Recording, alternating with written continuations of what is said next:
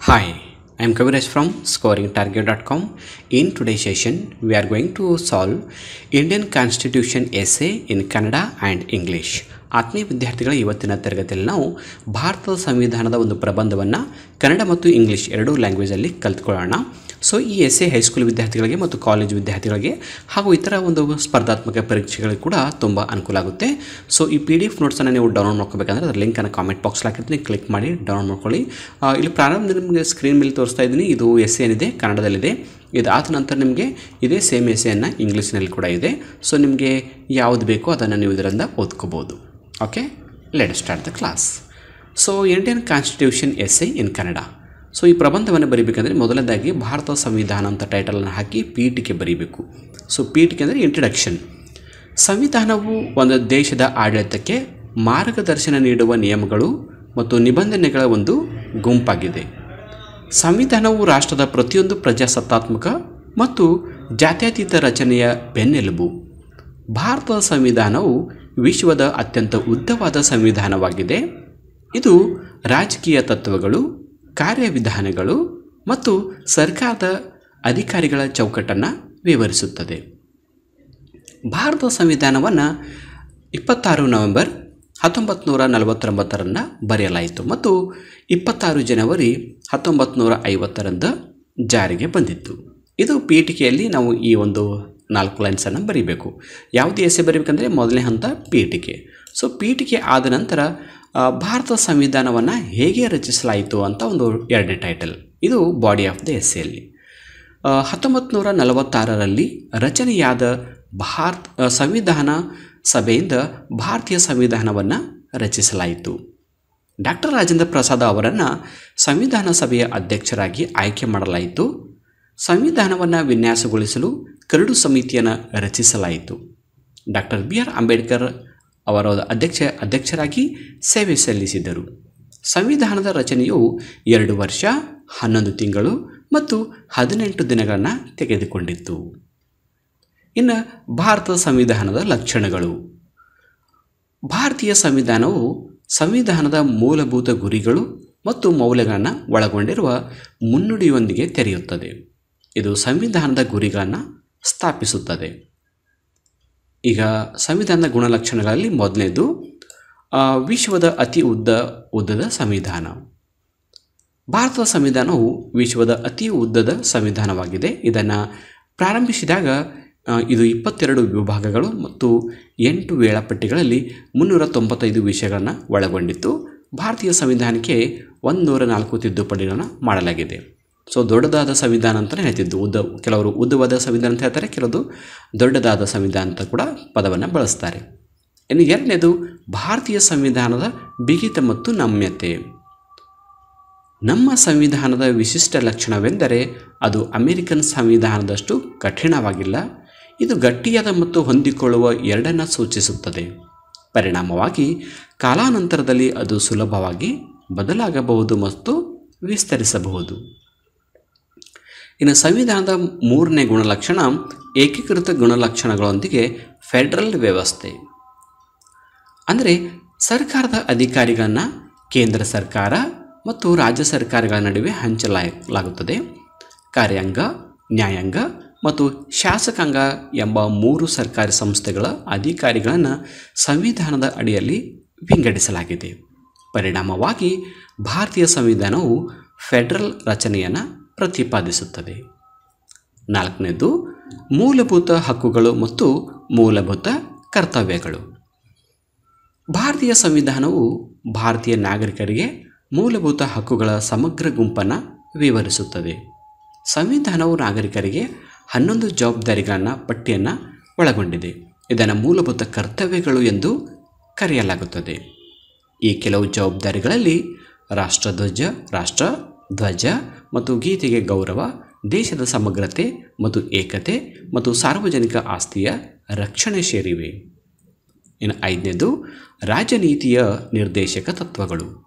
ರಾಜನೀತಿಯ ನಿರ್ದೇಶಕ ತತ್ವಗಳು ಸಂವಿಧಾನದ ಭಾಗ 4ರಲ್ಲಿ ಪ್ರತಿಪಾದಿಸಲಾಯಿತು. ಸಾಮಾಜಿಕ ಆರ್ಥಿಕ ಅಭಿವೃದ್ಧಿ, ಕಲ್ಯಾಣ ಮತ್ತು ನ್ಯಾಯಯುತ ಸಮಾಜದ ಸ್ಥಾಪನೆಗಾಗಿ ರಾಜ್ಯಕ್ಕೆ ಮಾರ್ಗಸೂಚಿಗಳನ್ನು ನೀಡಲಾಗಿದೆ.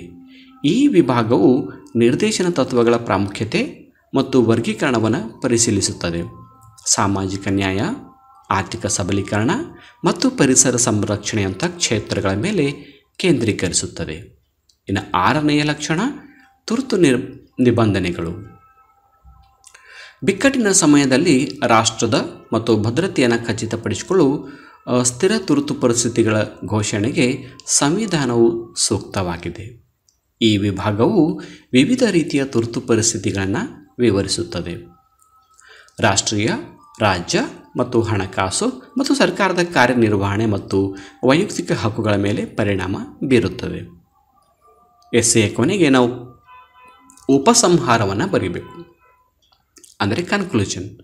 ಸಂವಿಧಾನವು ತನ್ನ ನಾಗರಿಕರಿಗೆ ಮಾರ್ಗದರ್ಶಕ ಬೆಳಕಿನಂತೆ ಕಾರ್ಯನಿರ್ವಹಿಸುತ್ತದೆ. ಈ ಭಾರತೀಯ ಸಂವಿಧಾನದಲ್ಲಿ ಎಲ್ಲವನ್ನು ಚೆನ್ನಾಗಿ ವ್ಯಾಖ್ಯಾನಿಸಲಾಗಿದೆ. ಇದು ಭಾರತಕ್ಕೆ ಗಣರಾಜ್ಯ ಸ್ಥಾನಮಾನ ಪಡೆಯಲು ಸಹಾಯ ಮಾಡಿದೆ. ಡಾಕ್ಟರ್ BR ಅಂಬೇಡ್ಕರ್ ಮತ್ತು ಭಾರತೀಯ ಸಂವಿಧಾನದ ಕರಡು ಸಮಿತಿಯ ಸದಸ್ಯರು ನಿಜವಾಗಿಯೂ ಶ್ಲಾಘನೀಯ ಕೆಲಸ ಮಾಡಿದ್ದಾರೆ. ಅದಕ್ಕಾಗಿ ಅವರು ಯಾವಾಗಲೂ ಸ್ಮರಣೀಯರಾಗಿದ್ದಾರೆ.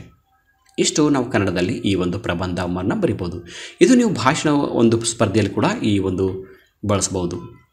ಇದಾದ ನಂತರ ನಾವೀಗ ಇದೇ ಸೇಮ್ ಎಸ್ಸೆಯನ್ನು ನಾವು ಇಂಗ್ಲೀಷ್ನಲ್ಲಿ ನೋಡ್ತಾ ಇದ್ವಿ.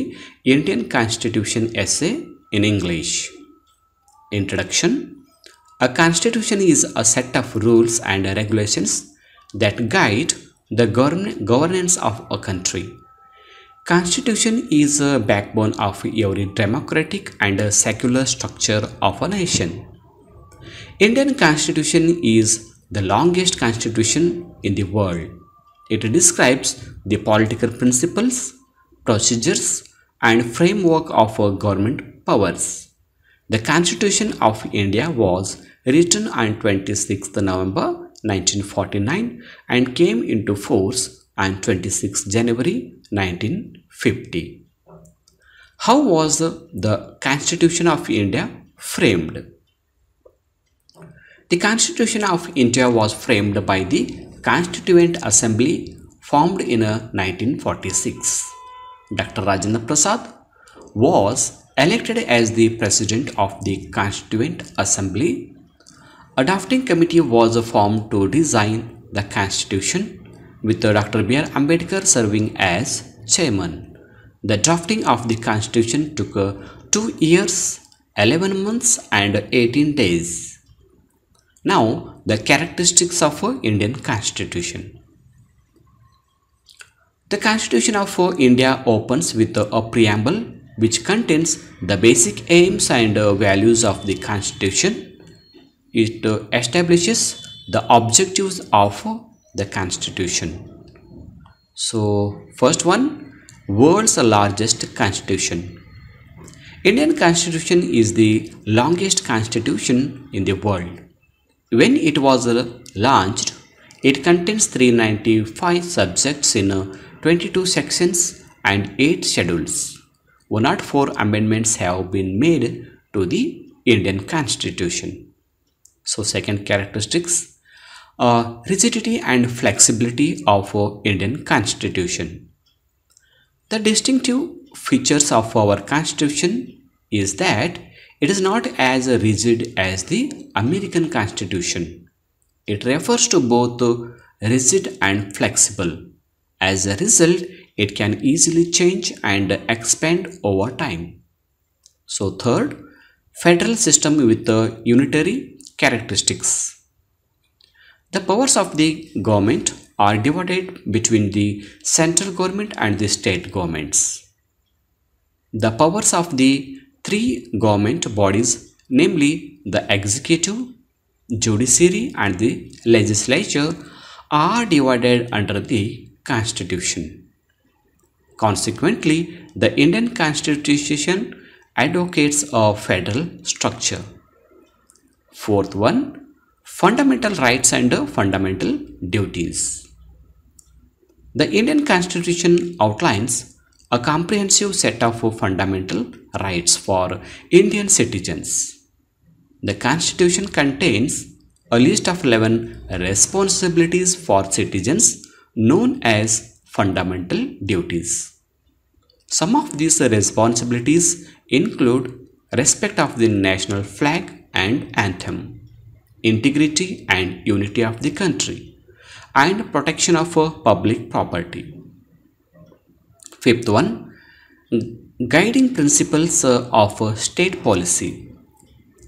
The directive principles of state policy, enriched in Part 4 of the Constitution, provides guidelines to the state for socio-economic development, welfare and establishment of a just society. This section examines the importance and classification of guiding principles, focusing on areas such as social justice, economic empowerment, and environmental protection. Sixth one, emergency provisions. In times of a crisis, the Constitution is appropriate for the declaration of permanent states of emergency to ensure national and security. This section describes different types of emergencies, national, state, and financial, and affects the functioning of a government and individual rights. At the end conclusion, the Constitution acts as a guiding light for its citizens. Everything is well defined in this Indian Constitution. It helped India get republic status. Dr. B.R. Ambedkar and the members of the drafting committee of the Constitution of India have done a truly commendable work for which they will always be remembered.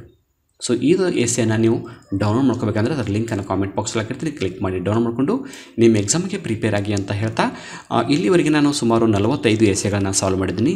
ಆ ಎಲ್ಲ ಎಸ್ಸೆಗಳನ್ನ download ಮಾಡ್ಕೋಬೇಕಂದ್ರೆ ಅದರ ಲಿಂಕನ್ನು ಕೂಡ comment ಬಾಕ್ಸಲ್ಲಿ ಹಾಕಿರ್ತೀನಿ, click ಮಾಡಿ download ಮಾಡ್ಕೊ ಅಂತ ಹೇಳ್ತಾ ಇವತ್ತಿನ ಕ್ಲಾಸಲ್ಲಿ ಮುಗಿಸ್ತಾ ಇದ್ದೀನಿ. Thank you all for watching the video. If you like the video, subscribe to our channel to get more videos. Thank you all.